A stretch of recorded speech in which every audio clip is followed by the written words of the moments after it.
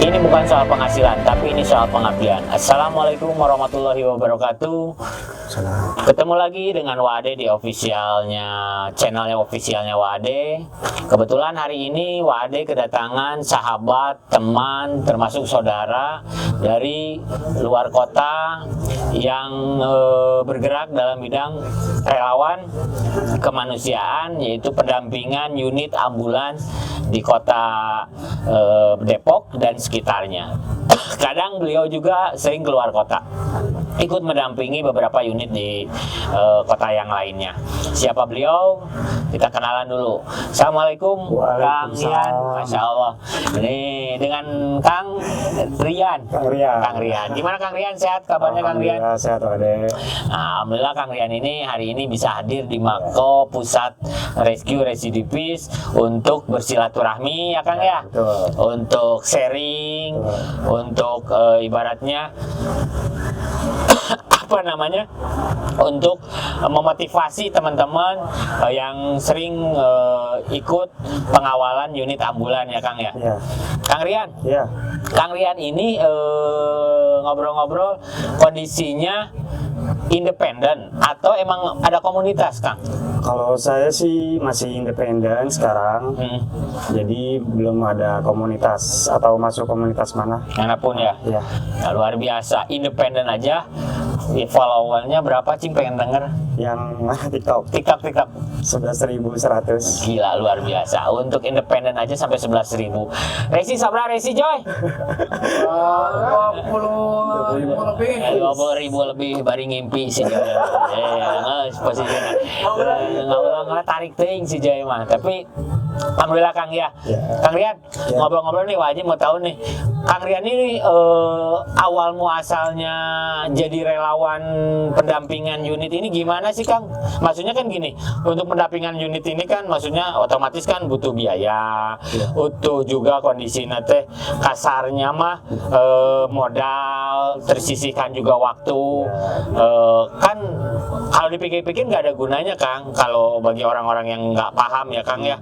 Ngapain sih capek-capek ngawal ambulan, nggak ada uangnya, ibaratnya tuh nggak ada kasarnya mah gawe lah, kunaon teu ngawalna pejabat atau ngawal lain gitu loh Kang. Kok bisa terjunnya ke dunia relawan pengawalan unit gitu loh Kang? Jadi untuk ini kita mungkin berpikirnya kemanusiaan ya. Betul. Jadi daripada kita misalnya libur, saya juga kerja, jadi gaji saya itu saya sisihin sedikit untuk bensin, untuk rokok, untuk makan ketika pas saya lagi ngawal, biar nanti keluarga pasien itu nggak terbebani dengan adanya kami gitu. Jadi terbentuknya itu karena pas zamannya COVID-19 ya, itu saya waktu itu dirumahkan dalam arti nggak digaji selama 6 bulan.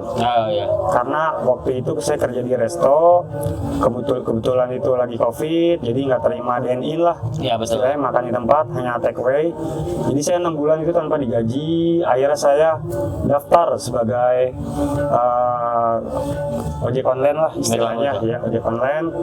Di situ zamannya COVID, ambulans itu lalu lalang dari Bogor ke Wisma Atlet, dari Depok ke Wisma Atlet.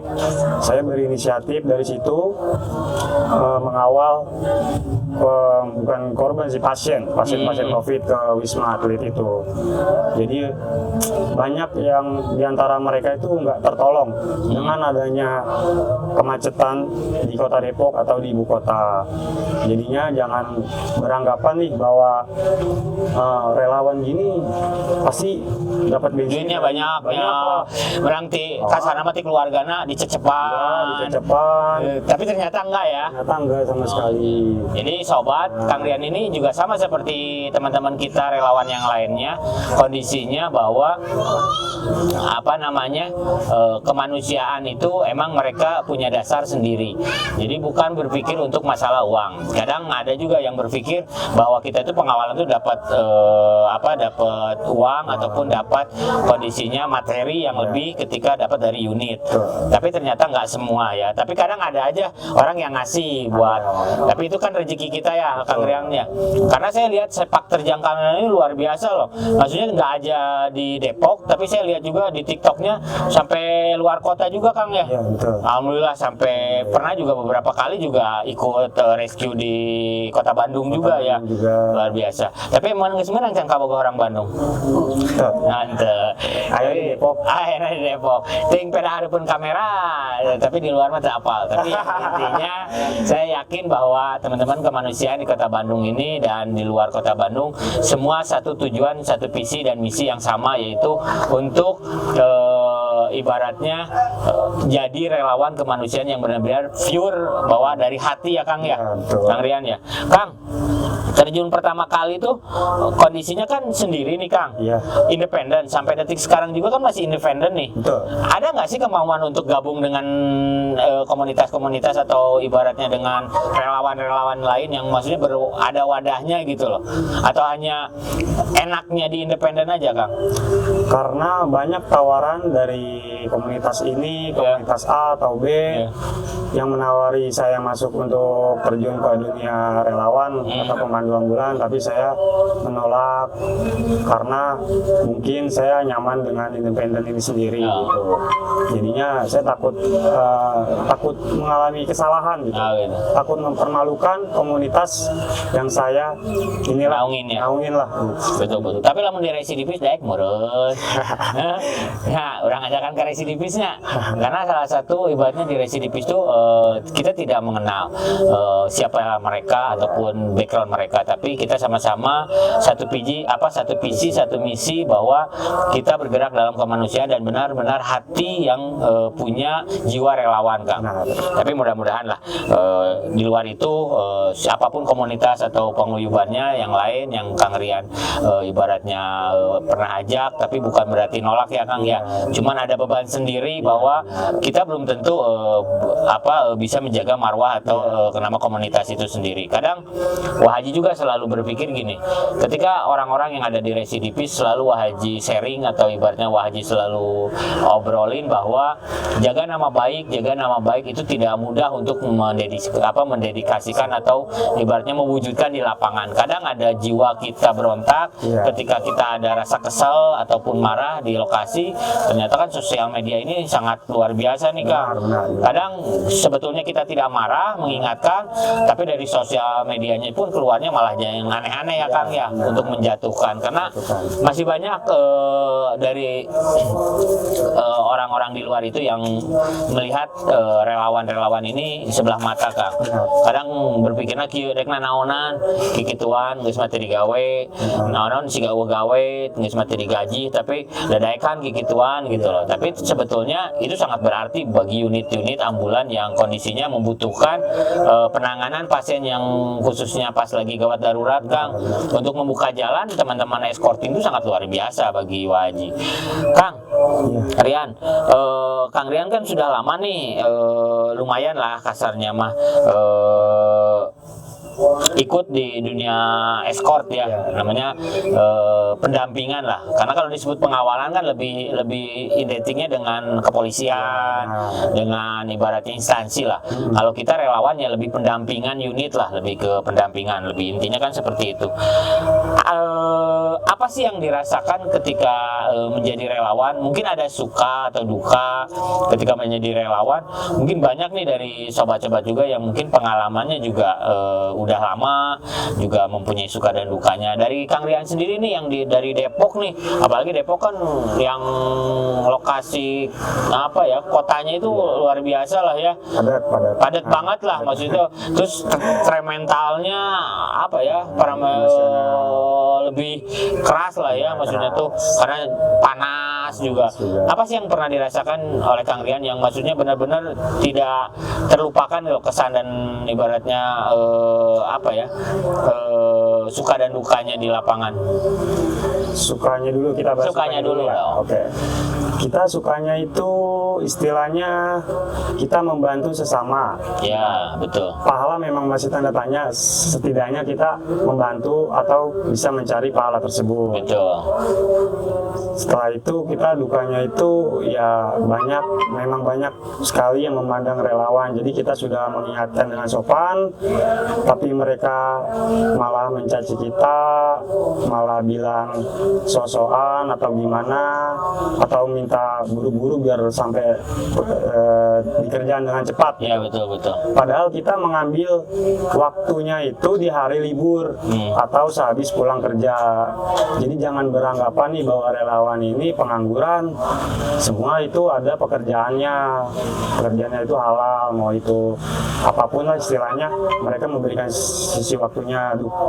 Dukanya itu ya banyak sih yang pasiennya itu ya mohon maaf meninggal di jalan karena kemacetan gitu. Miris ya kalau melihat hal-hal yang seperti itu ya, Kang ya. Merasa kalau diri ini tuh kenapa diri ini tuh nggak mengawal unit yang tepat gitu. Ya. Istilahnya gitu. Kadang wajib juga sama lah, maksudnya tuh kita miris kadang di lapangan kan, dengan apa yang keadaan di kondisi yang sekarang ini. Kadang belum sampai saatnya belum sampai ke rumah sakit, tapi sudah keburu meninggal pasiennya karena terhambat oleh lalu lintas di lapangan. Nah, dari situlah mungkin motivasi dari teman-teman escort untuk membantu dari unit ambulan itu sendiri. Kang, pernah nggak menangani ketika laka, Kang? Maksudnya ketika nge-escort terus ada yang laka, sebelum unit itu datang kan pasti datang dulu nih tim escort. Nah kadangnya kan kadang nggak sengaja. Itu pernah menangani atau kita langsung manggil unit, Kang, untuk Bang Rian? Untuk laka sendiri kita menunggu unit terdekat sih, gitu. Karena kita nggak boleh sembarangan lah istilahnya mengirim laka, kecuali benar-benar dia kecelakaannya di tengah jalan atau di sekiranya mengganggu lalu lintas gitu. Jadi penanganannya itu kalau saya pribadi sih saya mencari amannya aja sih. Jadi aman ya. Ya kadang juga banyak teman-teman escort yang kadang belum berpengalaman, belum tahu kondisinya seperti apa, si pasiennya langsung ditanganin, langsung dilakukan penanganan tanpa tahu kondisi pasien itu sendiri harus seperti apa. Makanya buat teman-teman baiknya juga jangan melakukan penanganan apabila tidak mampu untuk melakukan penanganan itu sendiri. Kang Rian, pertanyaan terakhir nih. Boleh. Pesan dan motivasi buat teman-teman escort yang ada di seluruh Indonesia nih. Apa mungkin supaya memotivasi juga buat teman-teman escort yang lain untuk melakukan hal-hal yang kita belum baik tapi kita berusaha untuk lebih baik. Nah, mungkin dari Kang Rian sendiri ada motivasi sendiri buat teman-teman yang lain, Kang. Silakan, Kang.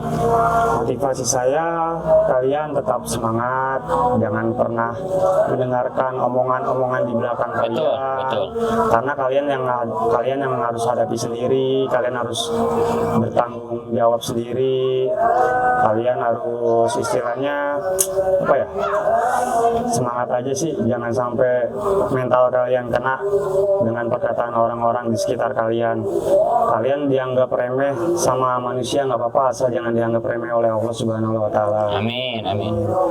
Itulah motivasi yang sangat luar biasa dari Kang Rian, yang Wah Haji tahu Kang Rian itu udah 2 kali masuk mako residivis ya.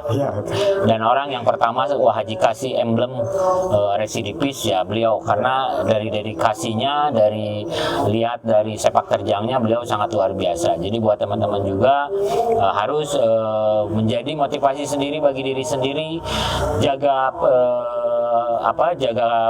kesehatan, terutama jaga diri, jaga lingkungan, jaga juga kondisi ketika kita membawa pasien ya, jangan selalu ugal-ugalan atau kita lihat kondisi, karena di jalan pun masih banyak pengguna jalan lain yang melakukan aktivitasnya. Jadi ketika kita melakukan pendampingan unit, kita pun harus lebih hati-hati ketika melakukan pendampingannya.